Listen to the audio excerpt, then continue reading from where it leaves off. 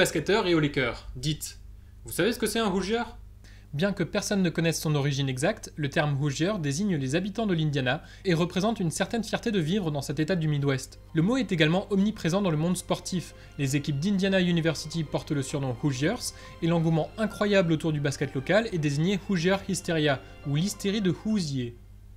C'est un peu à tout ça qu'ont voulu rendre hommage le réalisateur David Hanspo et le scénariste Angelo Pizzo quand ils ont eu l'idée du film Hoosiers. Hanspo avait déjà réalisé quelques épisodes de série, notamment Hill Street Blues et Miami Vice, tandis que Pizzo travaillait dans les bureaux de la Warner. Les deux sont eux-mêmes des Hoosiers nés dans l'Indiana dans les années 40 et se sont rencontrés dans leur fraternité à Indiana University. Inspiré par la qualité de La Bande des Quatre, un film sur le cyclisme connu sous le nom de Breaking Away dans sa version originale, Hanspo et Pizzo écrivent en 1983 un scénario sur une équipe de basket lycéenne dans un coin paumé de l'Indiana, puis font du porte-à-porte à Hollywood pour essayer de vendre leur script. Ce qui s'avère plus difficile que prévu, puisqu'à ce moment-là, les films de sport ne gagnaient jamais vraiment des masses de fric.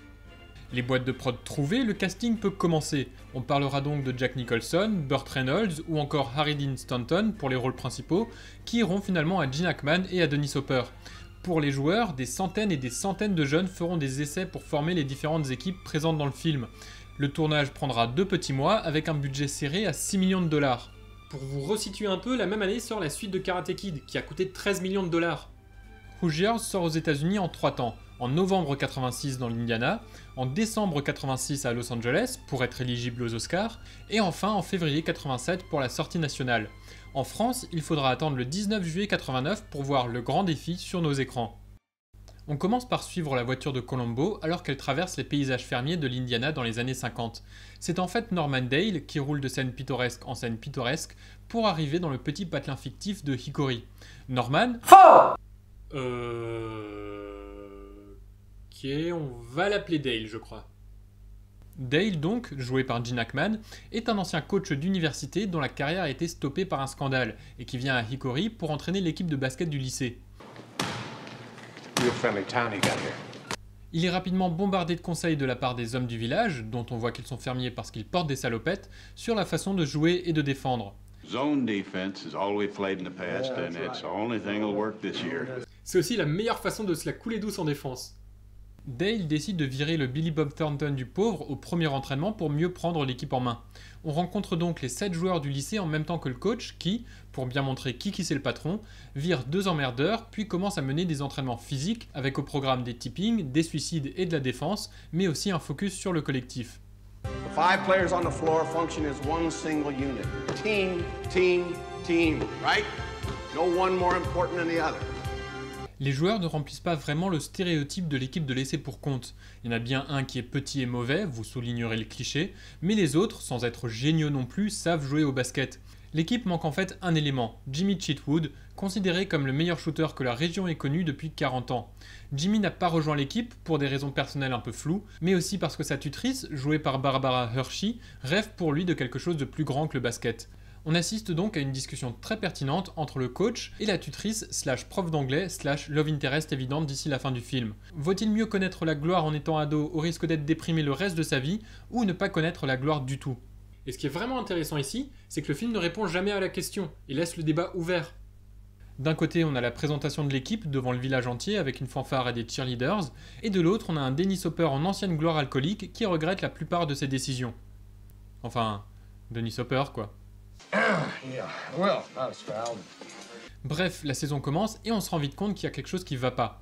Les joueurs et le coach ne se comprennent pas trop et tous doivent subir la pression des spectateurs venus en masse.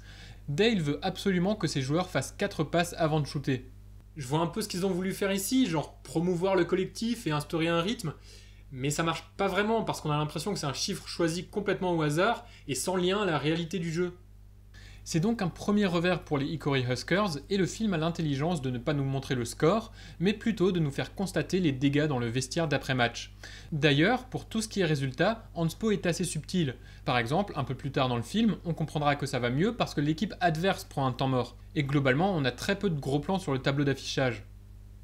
Le deuxième match, joué à l'extérieur, est typiquement le genre de traquenard dans lequel tu peux tomber en départemental. Une salle étroite, des supporters débiles et des adversaires prêts à te foutre un pain. Dale prend la défense d'un de ses joueurs, qui à son tour prend sa défense, et alors que l'équipe perd à nouveau, les deux partagent ce qui est censé, j'imagine, être un moment de complicité. Avec 2 défaites, c'est la crise à Hickory. Putain, c'est encore pire que Lakers. Pour renforcer ses stratégies, Dale décide de recruter Hopper en tant qu'assistant, à une seule condition. Là, on a le coup du mec qui refuse une première fois, puis qui se pointe au beau milieu du match le lendemain sans prévenir personne pour prendre sa place. Classique. Notre héros fait donc sa mission de dessouler Hopper pour de bon, notamment en plongeant sa tête dans 5 cm d'eau. C'est pas tout ça, mais pendant ce temps, l'équipe n'a encore jamais gagné et Billy Bob se fait un plaisir de mener une assemblée générale pour virer le coach. Jimmy, qui se promène avec un ballon sous le bras parce qu'apparemment ça définit un personnage, profite de ce moment pour rejoindre l'équipe et pour sauver Dale par la même occasion. I play, coach stays. He goes, I go. S'ensuit le premier montage du film, bien kitsch, où les Hickory Huskers enchaînent les victoires sans qu'on sache vraiment si c'est grâce à Jimmy, grâce aux autres joueurs qui commencent à comprendre où le coach veut en venir, ou grâce au coach qui réussit au mieux à utiliser ses 8 joueurs. Attends, ils sont 8 ? Alors 7 au départ, moins 2, 1 qui revient tout de suite, plus Jimmy. Mais merde, ça fait 7 ! Il sort d'où le 8ème ? Donc, les champions du calcul deviennent une vraie menace et même Dennis Hopper a droit à sa rédemption bien trop tôt dans le film pour que ce soit honnête.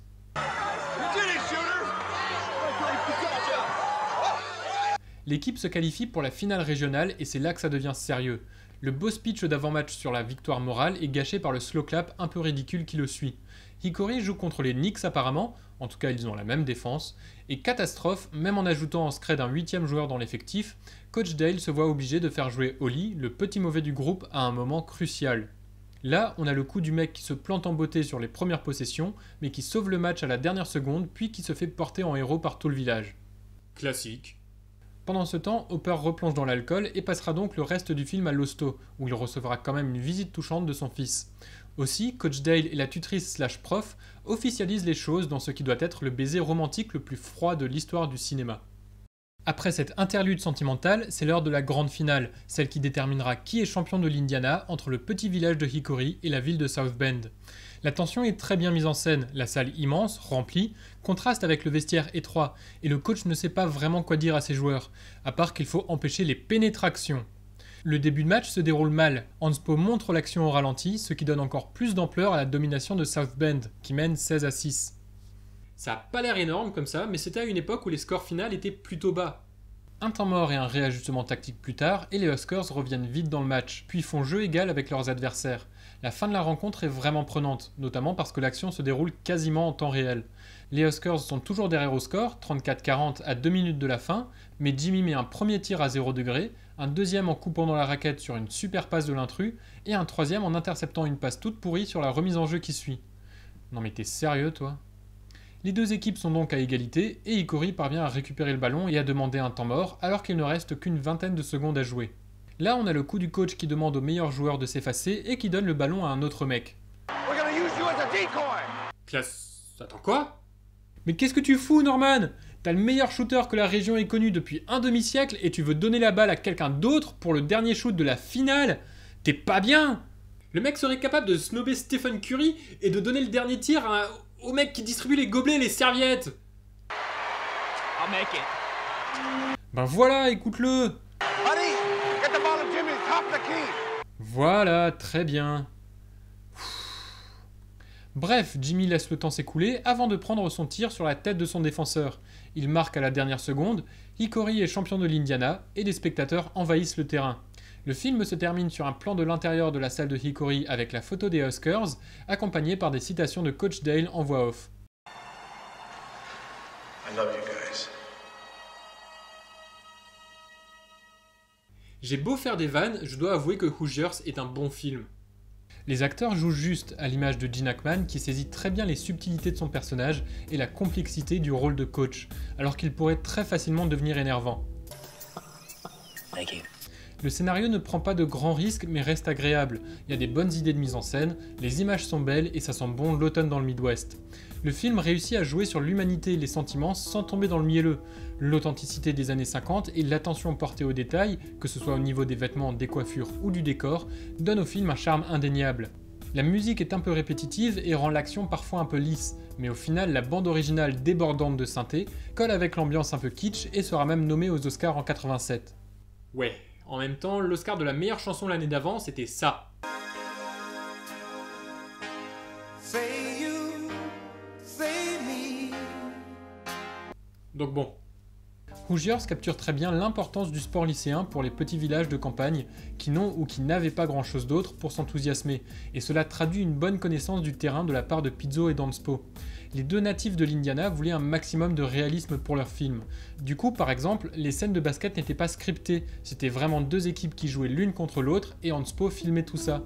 Cette liberté donnée aux joueurs était aussi possible puisqu'on les avait choisis pour leur talent sportif, le réalisateur préférant avoir des basketteurs à transformer en acteurs plutôt que l'inverse. Donc pas d'anomalie, pas de mec qui sait pas dribbler ou qui n'a pas l'air d'un athlète.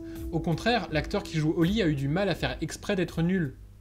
D'ailleurs, en parlant des joueurs, à la sortie de Hoosiers, la NCAA a été choquée d'apprendre que Steve Hollar, étudiant athlète à la fac de DePauw, avait été payé pour jouer au basket dans le film. Sauf que la NCAA, qui gagne des milliards chaque année, prend très sérieusement la qualité d'amateur de ses étudiants. Après étude du dossier, l'organisation a décidé de suspendre Hollar pour 3 matchs et lui a fait rembourser 5% de ses gains. Merci les enfoirés. Bref, pour superviser ces joueurs, le petit budget du film n'a pas permis à la production d'embaucher des vrais consultants. Je suis d'ailleurs pas certain que ce métier existait déjà en 86. A la place, Hanspo et Pizzo ont fait appel à des mecs du cru, à savoir Tom Abernethy et Spiridon Stratigos, deux anciens joueurs de Indiana University, et Tom McConnell, un ancien coach à la même fac. Abernethy et Stratigos se sont chargés de la partie basket pure, à savoir le casting puis les entraînements, tandis que McConnell a formé les jeunes au style de jeu des années 50. Hoosiers est également très authentique là-dessus, avec un basket qui se réduit aux fondamentaux, des tirs sur un pied et une défense plutôt relâchée. Le système de compétition est suivi à la lettre, les règles sont appliquées, il n'y a vraiment rien à redire par rapport à l'approche du film vers le basket. Du coup, entre le savoir-faire des acteurs et la lenteur du style des années 50, il n'y a pas besoin d'un montage fou pour faire croire à un certain niveau de jeu et l'action est toujours lisible. Il y a bien quelques petites erreurs de continuité et de montage avec des joueurs sur le terrain alors qu'ils ne devraient pas y être, mais il faut vraiment faire attention pour le voir. Le film recycle les clichés de films de sport, mais il faut quand même lui concéder quelques petits trucs. On n'a pas de speech à la mi-temps du grand match qui change totalement par miracle le cours du jeu par exemple. Le seul vrai discours, c'est celui avant la finale régionale, et le retour de Hikori dans la grande finale se fait après un temps mort au début du match. Surtout, le fameux tir à la dernière seconde est un peu justifié ici, puisque c'est comme ça que s'est terminée la finale en vrai. Ah oui, parce que le film est en fait inspiré d'une histoire vraie. Celle du petit lycée de Milan qui a remporté en 1954 le titre de champion d'Indiana en battant toutes les grosses écoles. J'en ai pas parlé avant parce que le film se détache assez clairement et assez volontairement de la réalité. Hoosiers se déroule lors de la saison 51-52 et pas en 54. Quasi tous les lieux et les joueurs mentionnés sont fictifs et toutes les histoires individuelles ont bien sûr été romancées. Hoosiers n'est donc pas un biopic mais plutôt un film de sport aux allures de publicité pour l'Indiana. Effectivement, le film s'intéresse plus à la communauté qu'au basket. Même l'affiche principale se focalise plus sur la campagne de l'Indiana que sur le sport. Ça aurait pu être n'importe quel sport en fait, sauf que le basket est tellement ancré dans la culture de l'Indiana qu'un autre sport aurait fait tâche. Et c'est justement ce rapport à la communauté des petites villes américaines qui est derrière le succès du film. Hoosiers a rapporté 29 millions de dollars aux États-Unis, agrémenté d'excellentes critiques de toutes parts, d'un passage réussi au festival de Sundance et de 2 nominations aux Oscars, une pour la musique et une autre pour Dennis Hopper. Depuis, le film a été élu meilleur film de sport par plusieurs grands médias, notamment ESPN et USA Today, et a même été retenu dans la bibliothèque du Congrès américain. Dire que le film bénéficie d'un statut culte est un euphémisme. C'est le genre de production dont on fête l'anniversaire tous les 5 ans et que les chaînes de télé repassent sans arrêt. Tout un business touristique a été installé autour du film. La salle de Hikori a été transformée en musée, où certains fans célèbrent des anniversaires et des mariages, et les produits dérivés font un carton. C'est un film adoré par tous les basketteurs US, qu'ils soient pro ou amateurs. Hoosiers fait aujourd'hui partie intégrante de la culture et du folklore de l'Indiana. Tout ça donne au film une lecture méta. Hoosiers était mal parti pour rencontrer un grand succès à ses débuts. Comme je l'ai dit dans l'intro, Hanspo et Pizzo ont eu du mal à vendre leur script, pour qu'il remporte à sa sortie plus de 4 fois son budget, sans parler des VHS et des DVD. Au moment du tournage, Gene Hackman et Dennis Hopper n'étaient pas au mieux dans leurs carrières respectives, et d'ailleurs, Hackman pensait que le film allait tuer sa carrière pour de bon. Au final, les deux acteurs auront droit à la rédemption et à la deuxième chance offerte à leur personnage. Quant aux jeunes joueurs de Hikori, ils n'ont pas fait carrière que ce soit dans le cinéma ou dans le basket, et sont donc connus et reconnus aujourd'hui uniquement pour ce petit moment dans leur jeunesse. Après, quand on gratte un peu la surface, c'est un poil plus controversé. Le film repose sur les valeurs de la communauté, les valeurs américaines quelque part, et sur la nostalgie, ce que je trouve plutôt vicieux. Certes, Hanspo et Pizzo ont simplement voulu parler du lieu où ils ont grandi, mais la morale du film qui en ressort n'en est pas moins conservatrice. On nous peint un paysage mélancolique, un temps révolu, avec un grand sous-texte de « c'était mieux avant ». Avant le progrès, avant l'exode rural, avant la fermeture des petits lycées, avant le sport business, bref, avant. C'est le genre de sentiment que je trouve complètement con, déjà parce qu'ils sont faux, que ce soit pour le cinéma, le basket ou quoi que ce soit d'autre, mais si en plus ils entrent dans un cadre politique, ils deviennent carrément dangereux. On en voit bien les limites dans le film, l'action se déroule aux USA dans les années 50 et tous les personnages sont blancs, ce qui est quelque part réaliste puisqu'on se trouve au beau milieu de l'Indiana avant la lutte pour les droits civiques. Sauf que montrer les États-Unis avant l'intégration raciale et dire « c'était quand même pas mieux quand c'était comme ça », c'est méga raciste. Et comme on est dans la partie minorité de l'analyse, j'en profite pour souligner le fait qu'il n'y a que 2 femmes dans le film. La première, Mayra, est d'abord celle qui dit que ce n'est que du basket avant de devenir la love interest dans le 3e acte, sans plus de développement de personnage que ça. Et la deuxième, c'est la mère de Mayra et elle doit prononcer 2 phrases à tout casser dans tout le film. Hoosier, c'est d'autant plus conservateur que la morale sous-jacente est très religieuse.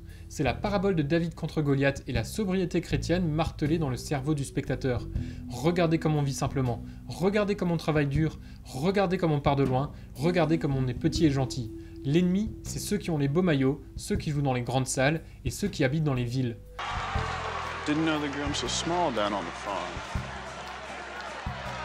Vous savez à quel point c'est religieux ? Un des joueurs, pas fou en attaque, commence à empiler les paniers parce qu'il sent la force du Seigneur. Et il transmet cette force du Seigneur à Oli avant que ce dernier ne sauve le match. Vous savez à quel point c'est religieux ? Si jamais on n'avait pas compris le parallèle avec David contre Goliath, il y a un prêtre dans le vestiaire pour réciter l'histoire avant la finale. Vous savez à quel point c'est religieux ? Le procès qu'on fait au coach au milieu du film se déroule dans une église. Et c'est un mec qui a les initiales JC qui vient sauver la mise et prêcher la bonne parole. Et pour finir, bordel, mais qui sont ces gens ? Quelles sont leurs envies ? Quelles relations est-ce qu'ils entretiennent entre eux ? On vient de passer 2 heures avec ces mecs-là et c'est quasi impossible de se souvenir de leur nom après le générique de fin. Je dois même avouer qu'au bout d'1 mois de travail sur ce film, j'ai encore du mal à en différencier certains. Pendant qu'on passe du temps sur le personnage du coach et sur ses liens avec Hopper et Mayra, les personnages des Huskers sont développés uniquement à travers leurs relations avec leurs parents ou les autres adultes. Tout le monde parle des joueurs, mais tout le monde parle aussi pour eux. La star Jimmy Cheatwood n'a que 4 lignes de dialogue dans tout le film. Et ce silence, c'est un comble dans un contexte d'exploitation et de pression sur les jeunes athlètes. Surtout que la tactique principale du coach, c'est tais-toi et obéis. Sorry, I can't help my mouth. You be sorry on the bench. Du coup, c'est assez difficile de s'impliquer dans ces personnages. Et c'est con parce que ça diminue l'enjeu des matchs. J'ai pas l'impression de connaître ces mecs-là, donc je m'en fous un peu s'ils gagnent ou s'ils perdent. Le truc, c'est que Pizzo avait écrit un film beaucoup plus complet, qui effaçait aussi quelques-unes des incohérences scénaristiques, et qui justifiait par exemple le fait de finir le film avec ce plan un peu chelou sur la photo de l'équipe. Sauf que son script faisait environ 300 pages, et que même en raccourcissant le scénar, lui et Hanspo s'étaient retrouvés avec un film de 2h48. Orion, le distributeur du film, les a ensuite forcés à faire des coupes pour arriver en dessous du seuil des 2 heures. De ça, j'en ressors 2 choses. Premièrement, Angelo tira mollo sur ton script la prochaine fois, et deuxièmement, un film doit être considéré comme un produit fini, sans annexe, et on ne peut pas le juger selon ce que ses créateurs auraient pu ou voulu faire. Ça peut influencer mon opinion sur le réalisateur ou sur le scénariste, mais pas sur le film en lui-même, donc ça ne change en rien les critiques que j'ai pu faire. Avec tout ça en tête, que vaut vraiment Hoosiers ? Au niveau de la culture américaine, son impact est fort. Les célébrations du 30e anniversaire de sa sortie sont en cours, et cette année encore, les Indiana Pacers vont porter à quelques occasions les couleurs des Huskers. Au niveau du cinéma, c'est le premier film sur le basket qui a rencontré un vrai succès. Sans dire qu'il a lancé une mode, parce qu'il n'y en a pas eu, il a lancé la machine et a permis à d'autres films de se faire. C'est un peu le grand-père des films de basket en fait. Quant au film en lui-même, je l'ai beaucoup critiqué, mais c'est aussi parce que j'aime bien suranalyser les films et parce que je suis un peu un connard. En prenant un peu de recul sur le film, il se regarde et se re-regarde, confo sur un canapé, emmitouflé dans une couverture, un dimanche d'automne avec un thé et une part de tarte aux pommes. Si vous avez envie d'en savoir un peu plus sur le film, il y a énormément d'anecdotes et d'articles sur internet, je vous mettrai le lien sous la vidéo vers le site le plus complet, et il y a aussi un bouquin que j'ai pas lu, mais auquel vous pouvez toujours jeter un coup d'œil. Quant à moi, je vous dis à bientôt avec un nouveau film, et avec un nouveau thé aussi parce que celui-là est un peu tiède.